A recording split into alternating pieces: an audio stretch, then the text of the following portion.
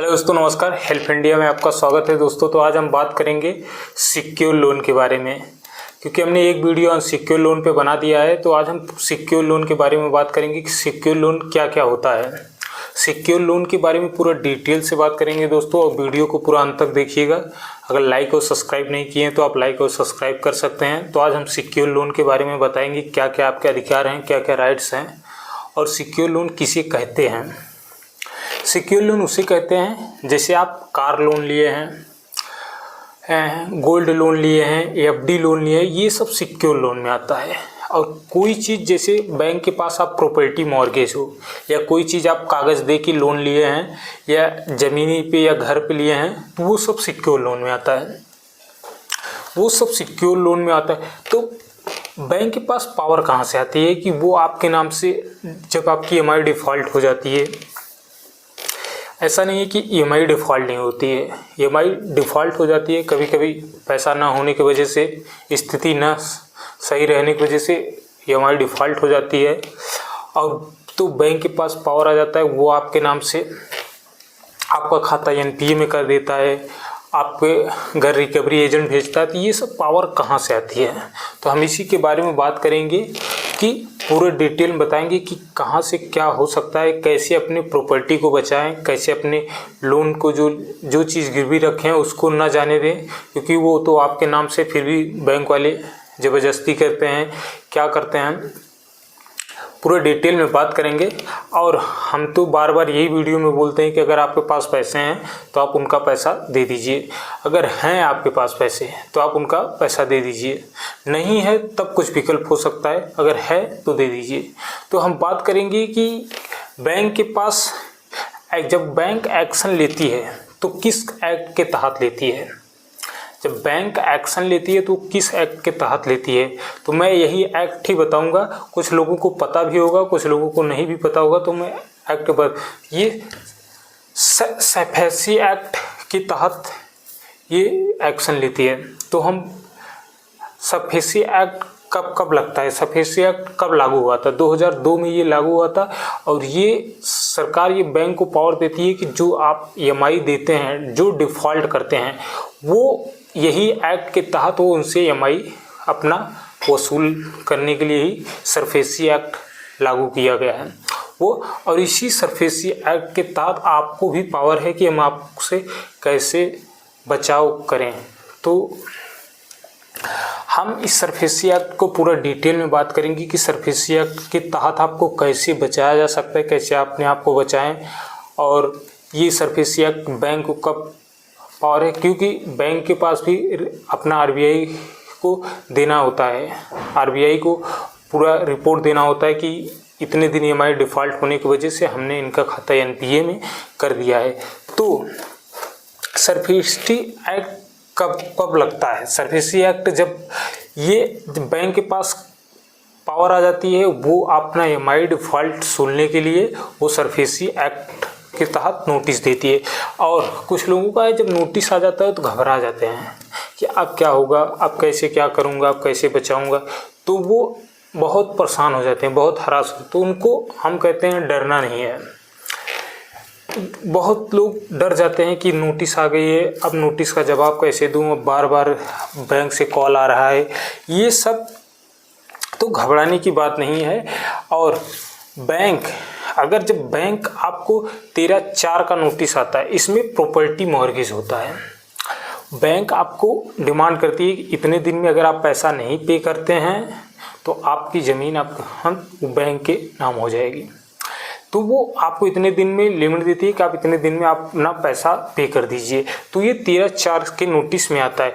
तो उस कंडीशन में आप क्या करेंगे, जब 13(4) की नोटिस आते हैं तो आप उस कंडीशन में क्या करेंगे, आप बता भी सकते हैं कि क्या कर सकते हैं। तो हम बताएंगे। आप किसी से लीगल एडवाइस भी ले सकते हैं। अगर नहीं ले सकते हैं तो आप, अगर मान लीजिए किसी से नहीं पूछना चाहते हैं, तो आप DRT कोर्ट जा सकते हैं। सीधा DRT कोर्ट। DRT कोर्ट का फुल फॉर्म होता है जैसे डेट रिकवरी ट्रिब्यूनल, उसको हिंदी में बोले तो ऋण वसूली न्यायाधिकरण है। ये सबका डेट हुआ, मतलब ट्रिब्यूनल बनाया गया है जिसको DRT कोर्ट कहते हैं। वहाँ अब जितने भी 20 लाख से कम अमाउंट के हैं वो सब डीआरटी एक्ट के तहत डीआरटी में जाते हैं।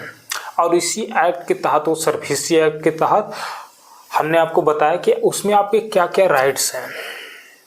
जब आपके ऊपर डीआरटी कोड जाते हैं तो उसमें क्या क्या राइट्स होता है। कभी कभी डीआरटी कोड जाने के बाद भी बैंक को कुछ ऑप्शन मिल जाता है, वहाँ आपकी सुनवाई नहीं होती है।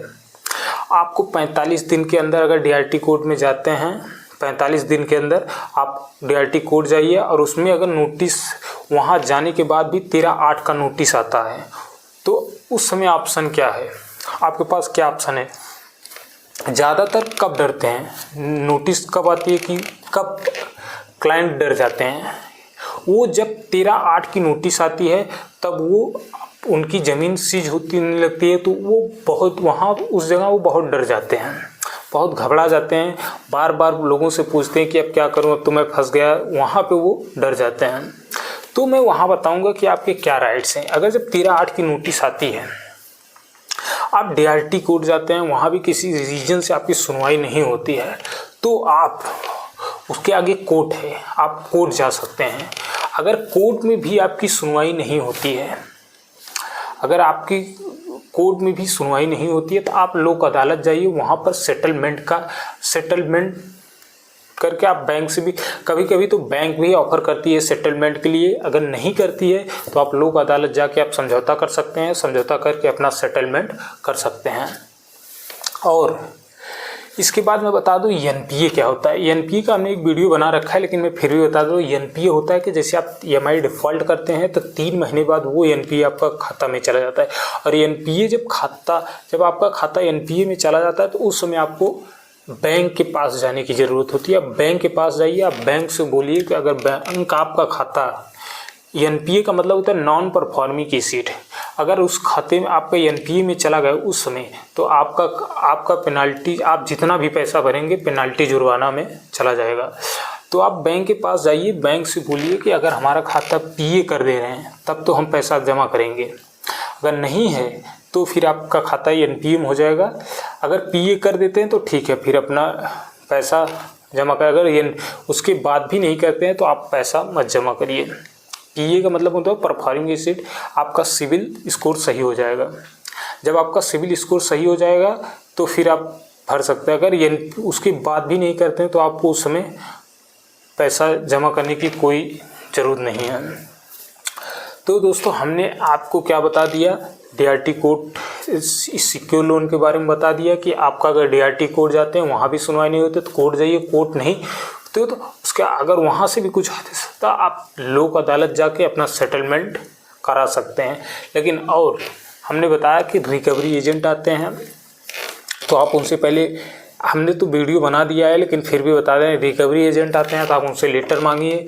अगर वो आईडी कार्ड मांगिए, होम विजिट लेटर मांगिए, अगर है तो आप उनसे बात करिए, नहीं है तो आप फिर उनसे बात ही मत करिए। और एनपीए के बारे में हमने बता दिया है। इसके बाद मैं चर्चा करूँगा कि जब नोटिस आती है तो लोग वहाँ पे घबरा जाते हैं कि अब क्या होगा, कैसे होगा। तो आप घबराइए मत, डरना नहीं है, किसी चीज़ से डरना नहीं है। आप अपने आप को पेशेंस रखिए, और कोई भी आता है तो आप उससे जवाब दीजिए। और बैंक है, आप लोन लिए हैं तो कोई अपराध नहीं किए हैं, और ना ही एक क्राइम की श्रेणी में आता है, ना ही तो कहीं हमारे संविधान में लिखा है। इसलिए अपने वीडियो को यहीं, अपनी बातों को यहीं पे समाप्त करते हैं। जय हिंद।